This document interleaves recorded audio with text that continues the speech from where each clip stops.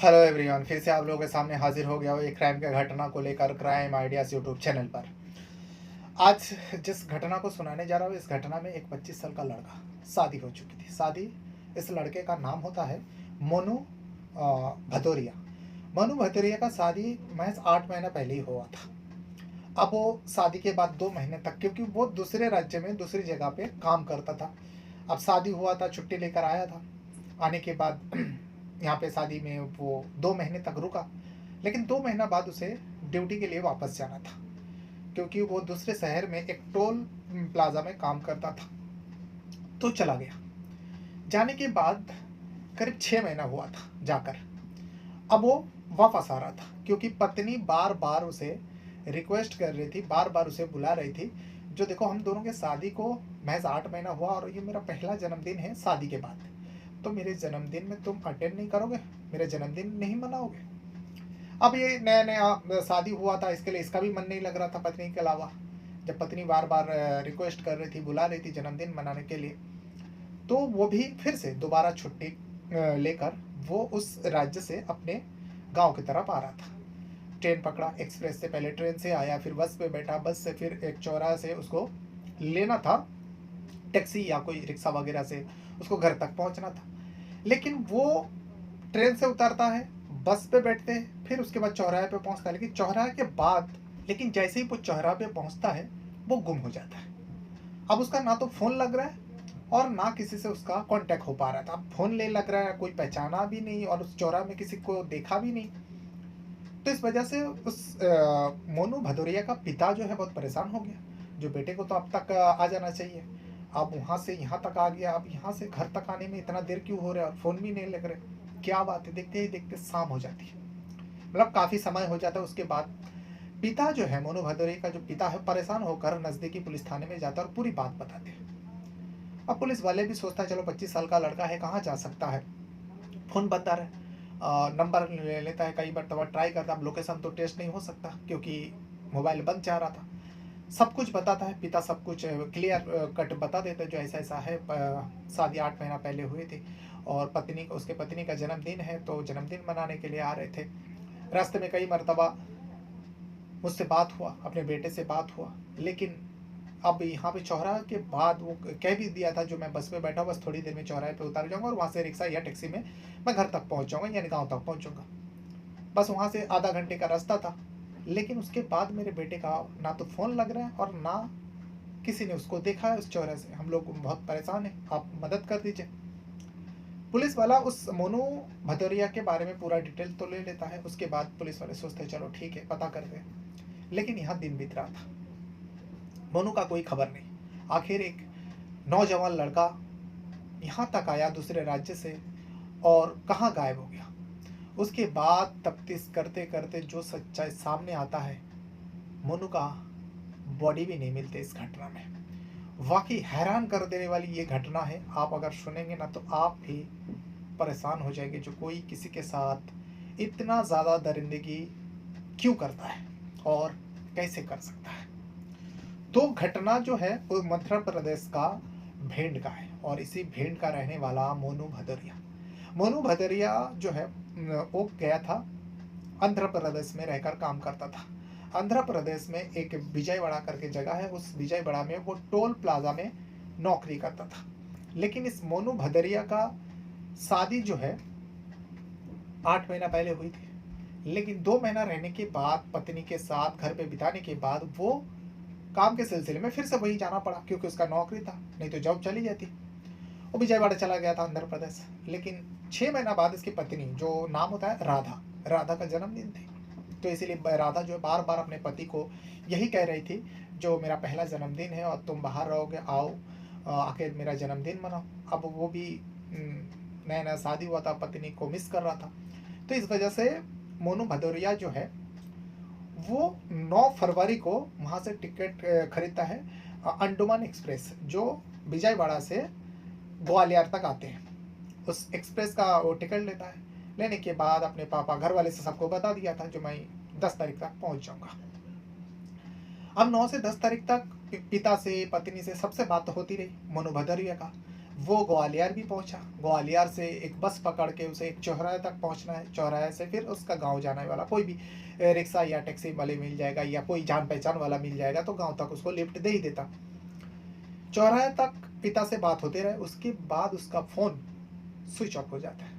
अब इन लोगों को लगा, जो मनु भदौरिया का पिता है उनका कहना था कि जो हम लोगों को लगा जो फोन नहीं लग रहा, इतना देर हो चौराहे तक तो पहुंच चुका था, लेकिन इतना देर होने का वजह समझ में नहीं आ रहा, बार बार फ़ोन कर रहे थे, स्विच ऑफ बता रहा था। तो हम लोग को लगा उसका मोबाइल का चार्जिंग ख़त्म हो गया। दिन रात बात करते हुए आए हैं तो आ जाएंगे, लेकिन इंतज़ार करते करते इंतज़ार का हद हो जाती है। जब काफ़ी समय हो जाता है तब जो है हम लोग को थोड़ा चिंता सताने लगे। हम लोग जो है उस चौराहे तक पहुंचा, लोगों से पूछताछ किया, किसी ने मोनू को नहीं देखी थी, जिसके चलते परेशान होकर पुलिस स्टेशन में पहुंचता है। अब उस भिंड इलाका के पुलिस थाने में जाने के बाद अपने बेटे मोनू के बारे में बताते हैं। पुलिस वाले भी पूरा डिटेल लेकर और उसका तफ्तीश करना शुरू कर देता है। यहाँ 10 फरवरी आ जाती है, क्योंकि 10 फरवरी को ही मोनू का पिता जो है रिपोर्ट दर्ज कराने गया था। अब 10 फरवरी को पुलिस जो है उस मोनू को तलाश करने के लिए उसके मोबाइल का नंबर लेकर सीडीआर निकालते, जो लास्ट कॉल किससे हुई थी, तो देखा कि पत्नी, पिता, उन लोगों से ही बात हुआ और वो पहले से ही पुलिस वाले को मालूम था, जो उसके पिता ने सब कुछ बताया था। तो फिर कहाँ गायब हो सकता है? अब पिता ने ये भी कहा था, जो विजयवाड़ा से, जो आंध्र प्रदेश का विजयवाड़ा से वो अंडमान एक्सप्रेस जो वहाँ से गाड़ी आती है ग्वालियर तक, उस गाड़ी से वो यहाँ ग्वालियर तक पहुँचे थे। जब उसके बारे में बताता है तो जिस प्लेटफॉर्म में ग्वालियर में आकर वो अंडमान एक्सप्रेस जिस प्लेटफॉर्म में रुकती है, उस प्लेटफॉर्म में पुलिस का टीम जाती है और जाने के बाद उस प्लेटफॉर्म का सीसीटीवी खंगालते हैं। जो अंडमान एक्सप्रेस आया, सारे यात्रियों के ऊपर नज़र रखे पुलिस टीम, क्योंकि उसे पुलिस वाले को जो है मोनू भदौरिया को ढूंढ रहा था, मोनू भदौरिया को ढूंढना था, इसीलिए बड़ी नज़र से उस सीसीटीवी को खंगाल रहे थे। तो इतने में मोनू भदौरिया जो है कैद होता है। देखा जाता है जो मोनू भदौरिया जो है, हाँ, बाकी अंडमान एक्सप्रेस से वो बाहर उतर निकलते हैं और सीधा प्लेटफॉर्म से रेलवे स्टेशन से बाहर चले जाते हैं। अब बाहर जाते हैं तो बाहर का भी सीसीटीवी, बहुत कई सारे दुकान वगैरह है, वहाँ से खंगाला तो वहाँ पे भी दिखाई दिया, जो हाँ वो बाहर भी जाते हुए देखा, जो एक बस स्टॉप की तरफ जा रहा है, जो बस स्टॉप उस चौराहे तक लेके जाएगा जहाँ से मोनू का गांव लगता है। अब वो चौराहे से बस दूसरी दिशा में चले जाएंगे। उस बस में भी मोनू भदौरिया को बैठते हुए देखा, सीसीटीवी में ये भी कैद हुआ। लेकिन चौराहे पर जैसे ही आते हैं उसके बाद सीसीटीवी, अब वो थोड़ा गांव जैसा हो जाता है, देहात जैसा हो जाता है, तो वहाँ पे उतना सीसीटीवी अवेलेबल नहीं होता। बस पे बैठा, उसके बाद चौराहे पर पहुंचा, लेकिन फ़ोन पर बातें हुई, जो पापा मैं चौराहे पर पहुंच गया हूं और थोड़ी देर में मैं घर आ जाऊंगा। सबको लगा चौराहे बस थोड़ी दूर में है और वहां से कि कोई लिफ्ट देने का पहचान वाला होगा या फिर कोई रिक्शा या वो टैक्सी से वहाँ गाँव तक पहुँच जाएगा। लेकिन ज़्यादा देर हो गया और यहाँ पर उसका फ़ोन भी बंद हो गया था। अब पुलिस वाला सोचता है मोनू चौराहे तक पहुँचा, यहाँ से कैसे गायब हो सकता है। तो सारे सीसीटीवी को जो बस से लेकर और खास करके ग्वालियर रेलवे स्टेशन से लेकर बस स्टॉप तक जो सीसीटीवी में कैद हुआ था, वो दोनों सीसीटीवी को बार बार देख रहे थे। घर वाले को भी बता रहा था, पुलिस वाले को तो कुछ पता ही नहीं चल रहा था, बस लोगों का आवाजाही में वो भी मोनू भी कैद हुआ था। तो घर वाले को दिखाता है, जो आप लोग भी देखो, कोई इसमें संदिग्ध नजर आ रहा है, आपके जो बेटा ट्रेन से उतरा, फिर प्लेटफॉर्म से बाहर गया, फिर बाहर से बस में बैठा, उसके बाद तो बस का भी पता नहीं, बस अपने दिशा में चला गया, वहाँ पे सीसीटीवी नहीं है।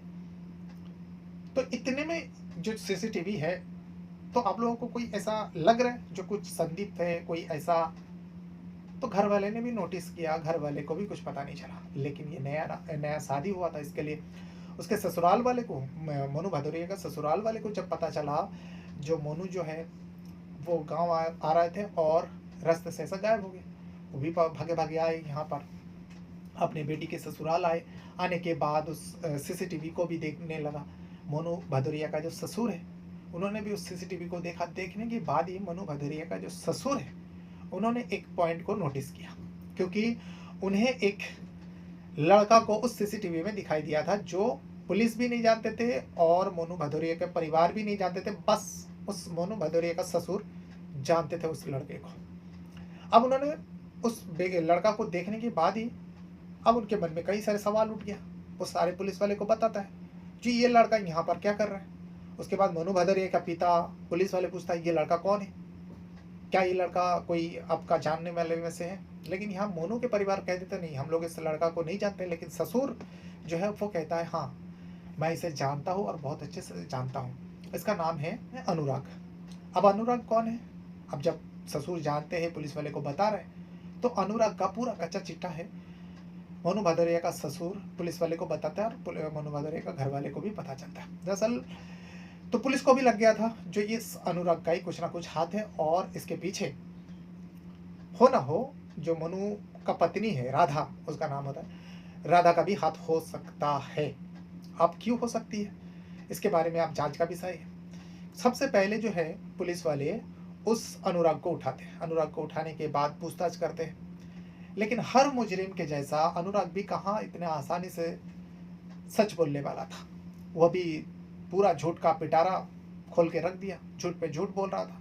लेकिन आखिरकार पुलिस जब सीसीटीवी उसका सामने रखता है, जो देखो तुम मोनू भदौरिया का पीछा करते हुए तुम सीसीटीवी में कैद हुए, उस ग्वालियर रेलवे स्टेशन ही नहीं बल्कि बस स्टॉप तक बस पे चढ़ते हुए भी उसके पीछे पीछे तुम नजर आए। उसके बाद सीसीटीवी में फुटेज तो नहीं है, लेकिन तुमने ही उस मोनू भदौरिया के साथ कुछ किया है। अच्छा होगा आसानी से बता दो, नहीं तो तुमको पता ही है हम लोग किस तरीके से तुमसे सच्चाई उगाल सकते हैं। अब इसमें अनुराग डर जाता है। अनुराग आखिरकार सच बोलने का ठानता है और सच बोल भी देता है। अनुराग जो सच बोलता है, इसमें सुनने के बाद पुलिस भी हैरान हो जाता है। इसमें राधा भी इन्वॉल्व थे। अपने पति को सिर्फ गायब ही नहीं किया बल्कि उसको दुनिया से हटवा दिया। राधा और अनुराग का ये पूरा षड्यंत्र था जिसे किसी को नहीं पता थी। दरअसल होता यूं है, जो मोनू भदौरिया का ससुर है वो पुलिस वाले को पहले ही बता दिया था। जब अनुराग को देखकर उन्होंने शक जताया था, पुलिस ने पूछा था, तो मोनू भदौरिया का ससुर बता दिया ये अनुराग है।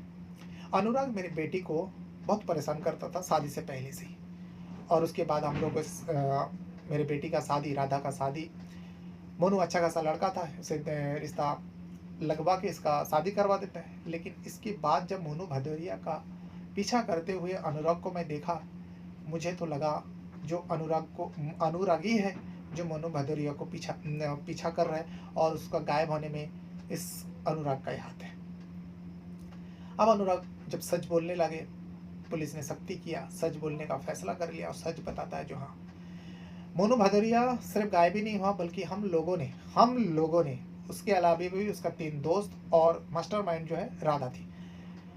मेरे अलावा मेरा 3 दोस्त है, हम चारों ने मिलकर मोनू भदौरिया को मौत के घाट उतारा और उसके बॉडी को भी ठिकाने लगवा दिया। उसका बॉडी का कोई भी पार्ट्स आप लोगों को नहीं मिलने वाली, क्योंकि उसको मारने के बाद उसको जलाने के बाद उसका जो भी हड्डी वगैरह जो भी बचा खुचा था वो भी हम लोग नदी में फेंक दिया। आखिर ये क्यों किया और कैसे किया? दरअसल क्यों किया, इसलिए किया वो क्योंकि अनुराग जो है वो राधा से प्यार करता था, और ये 2-4 दिनों का प्यार नहीं था, हफ्ता भर का प्यार नहीं था, महीने भर का प्यार नहीं था, बल्कि सालों से एक दूसरे को चाहते थे। अनुराग भी राधा का दीवाना था और वही राधा जो है अनुराग का दीवानी थी। इतना ज़्यादा दीवानी थी कि अनुराग का नाम का पहला अल्फ़ाबेट यानी ये अक्षर जो है वो अपने कलाई पर ब्लेड से काट कर लिख ली थी। इसके पागलपन देखते हुए जो राधा के परिवार है, राधा के इस पागलपन को देखते हुए फौरन जो है रिश्ता लगवाते हैं और मोनू भदौरिया का रिश्ता लगता है। अच्छा खासा लड़का था, जॉब करता था, इस वजह से राधा का शादी मोनू भदौरिया से हो जाता है। शादी हो जाने के बाद इन लोगों को सबको लगा, जो राधा के परिवार को लगा चलो बला टाली, और नहीं तो अनुराग के साथ वो कुछ ना कुछ मुकाला कर लेती और सबको ये बदनाम कर देती। अब जब शादी हो गया उसके बाद जो है अब ये रहने लगे, लेकिन यहाँ पर राधा अनुराग को भुला नहीं पा रही थी और अनुराग का भी हाल बुरा हो गया था राधा का जब शादी हुई। लेकिन दोनों बातें करते रहे फ़ोन पर। जब फ़ोन पर बातें करते रहे, यहाँ मोनू भदौरिया को भी थोड़ा बहुत अपनी पत्नी के ऊपर शक हो जाता है। मोनू भदौरिया को इतना पता था जो मेरी पत्नी का कोई ना कोई बॉयफ्रेंड है, कोई ना कोई आशिक है जिससे वो बातें करती है। इस मैटर को लेकर शुरुआती तौर पर ही महीना 1.5 महीने के अंदर पति पत्नी के बीच में झगड़ा भी हुआ, विवाद भी हुआ। फिर उसके बाद मोनू को अपने काम के सिलसिले में आंध्र प्रदेश वही विजयवाड़ा में चला जाता है। लेकिन इसी बीच राधा जो है एक प्लान रच चुकी थी। प्लान ये रची थी अनुराग के साथ मिलकर, जो मुझे तो तुम्हारे होना ही है हमेशा हमेशा के लिए, मेरा यहाँ दम घुटता है और मेरे पति मनु भदौरिया जो है आंध्र प्रदेश में चला गया, वही रहता है, वही काम करता है। इसमें अनुराग भी राधा के बिना अधूरा था, इसीलिए दोनों ने प्लान किया क्यों ना मनु भदौरिया को मौत के घाट उतार देते हैं। हम लोग का बीच का कांटा और उसी के वजह से हम दोनों अलग हुए, क्यों ना मोनू भदौरिया को ही मौत के घाट उतार देता। अब दोनों ने प्लान तो कर लिया, लेकिन कैसे। अब राधा का बर्थडे आने वाला था। अब जब बर्थडे आने वाली थी, उस बर्थडे को सेलिब्रेट करने के लिए वो अपने पति को अब मीठी मीठी बातें करने लगे, लुभाने लगे। अब झगड़ा विवाद हुआ था। अब वहाँ मोनू भदौरिया जो है वो भी सोचने लगे चलो पत्नी का अकल ठिकाने आ गया, इसीलिए मुझे प्यार जाता रहे। अब वो बर्थडे मेरे साथ मनाना चाहती है। वो भी शादी में नया नया वो पत्नी को छोड़ कर गए थे, इसीलिए वो भी चाहता था जो पत्नी को टाइम दे।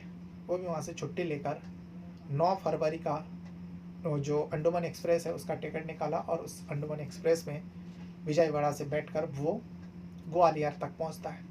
और इसकी पल पल की खबर जो है राधा अनुराग को दे रही थी फोन पर। और यहाँ षड्यंत्र रच चुके थे अनुराग और राधा मिलकर। उस षड्यंत्र के तहत जो है अनुराग जो है उस ग्वालियर रेलवे स्टेशन पे पहले से ही इंतजार कर रहा था उस मोनू भदौरिया का। मोनू भदौरिया उस अनुराग को नहीं जानता था, इसीलिए मोनू भदौरिया का पीछा करते हुए अनुराग जो है रेलवे स्टेशन से बाहर आता है। उसके बाद बस पे बैठता है। जैसे बस पे बैठता है उसके बगल वाले सीट में बैठकर मोनू भदौरिया से बातचीत करने लगे अनुराग। अब दोनों में बातें होते होते एक दूसरे का नाम जाना, जबकि अनुराग को सब कुछ पता था, लेकिन उसके मोनू के सामने वो अनजान था। दोनों एक दूसरे से दोस्ती कर लिया, मतलब थोड़ा टाइम के लिए, जैसा बस में होती है ना, कुछ समय के लिए पड़ोसी है, अगल बगल में सीट पे बैठे बातें करने लगे। और इतने में अनुराग कहता है भाई तुम कहाँ रहते हो। वो अपने गांव का नाम बताता है मोनू भदौरिया। इस पर अनुराग कहता है अरे मैं भी तो उसी जगह पे जा रहा हूँ, चलो। और ये बस से उतरने के बाद तुम कैसे जाओगे, क्योंकि बस तो इस चौराहे तक जाएगा, चौराहे से तुम कैसे जाओगे। तो इस पर मोनू कहता है कोई रिक्शा ले लूँगा, नहीं तो कोई अगर पहचान वाला मिलेगा तो लिफ्ट दे देगा। तो इस पर अनुराग कहता है डोंट वरी भैया, हम दोनों साथ में ही जाएंगे, क्योंकि मेरा 3 दोस्त जो है मेरा वेट कर रहा है, मेरा इंतज़ार कर रहा है उस चौराहे पर। वो लोग के पास कार है और उसी कार में तुमको भी ड्रॉप कर देंगे, तुम्हारे उस गाँव तक छोड़ देंगे। अब मोनू के लिए बहुत अच्छी बात है। बस से उतरते हैं, उतरने के बाद उस कार में बैठ जाते हैं, जो कार अनुराग का 3 दोस्त वहां पर इंतजार कर रहा था। सब प्लान के तहत हो रहा था, सिर्फ मोनू को पता नहीं था। उस कार में बैठते कार बहुत तेजी से जा रहे थे, लेकिन जैसे ही मोनू का गांव आता है, उस गांव को क्रॉस करते हुए कार आगे निकल जाती है। इस पर मोनू हैरान हो जाता। मोनू पूछता अरे भाई मेरा गाँव का रास्ता तो पीछे ही रह गया, तुम तो आगे लेकर आ गया। जैसे ये बात करता है तो तुरंत जो है अनुराग वो तैयारी के साथ था, एक गाड़ी चला रहा था, 2 बैठा हुआ था और अनुराग 3।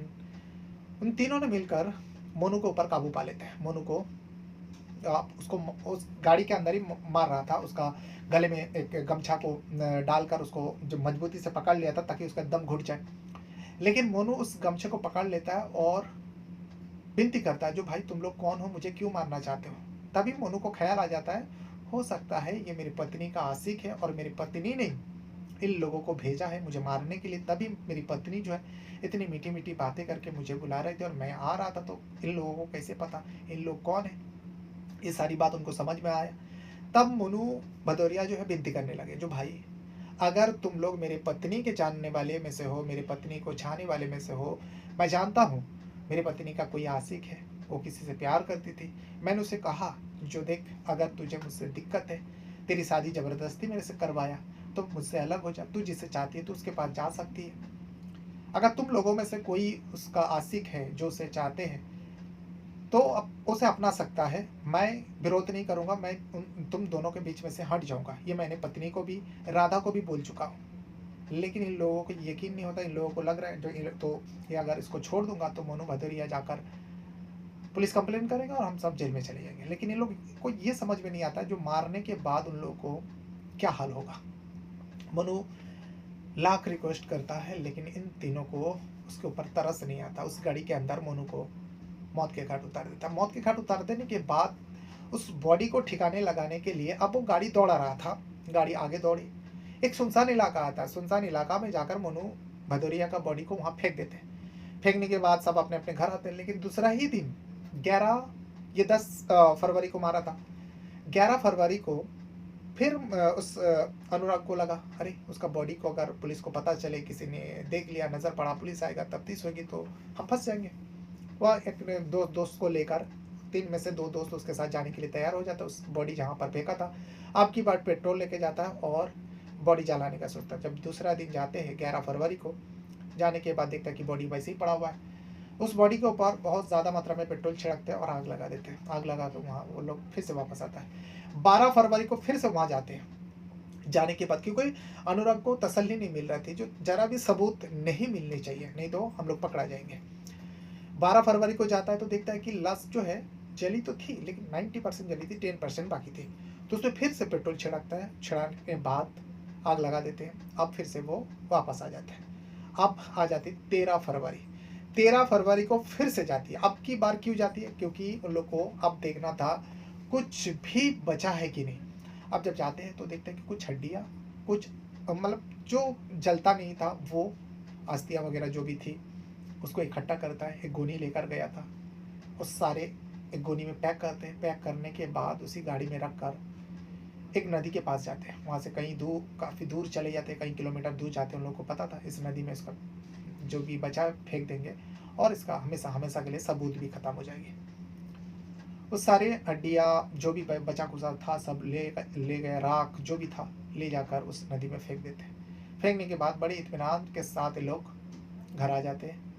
आने के बाद राधा को एक खबर दी जाती है जो फिक्र ना करे, भले ही पुलिस तफ्तीश कर रहे हैं, पुलिस इधर उधर छान मार रहे और कंप्लेन हुआ, हम लोगों तक कभी नहीं पहुंच पाएगा। लेकिन जो सीसीटीवी में कैद हुई थी, जो राधा के पिता ने, उनकी नज़र जब उस अनुराग के ऊपर पड़ा, एक दिशा दिया पुलिस को। पुलिस जब उस दिशा में चेक करने लगे और सर्च करने लगे और उस अनुराग के बारे में जानने लगे तो पूरा दूध का दूध पानी का पानी हो जाता है। उसके अलावा अनुराग के अलावा राधा अनुराग के 3 दोस्त को भी हिरासत में ले लेता है। तीनों के ऊपर मतलब एक टोटल 5 लोगों के ऊपर केस दर्ज होता है, पुख्ता तौर पर केस दर्ज होता है, चार्जशीट दाखिल करता है और अदालत पेश करता है। अदालत जो है लंबे समय के लिए इन सारे 5 आरोपी को जेल भेज देता है। तो ये वो पूरा घटना था जो मध्य प्रदेश का भिंड इलाका में घटी थी। बड़ी दुखद खबर थी। इस घटना के बारे में, इस कहानी के बारे में, इस स्टोरी के बारे में अगर आपको कुछ कहना रहेगा तो वीडियो के कमेंट बॉक्स में अपना राय ज़रूर दीजिएगा। अगर आप फेसबुक पर इस वीडियो को देख रहे हो तो पेज को फॉलो ज़रूर कर लीजिएगा और वीडियो को शेयर ज़रूर कीजिएगा। Thank you very much.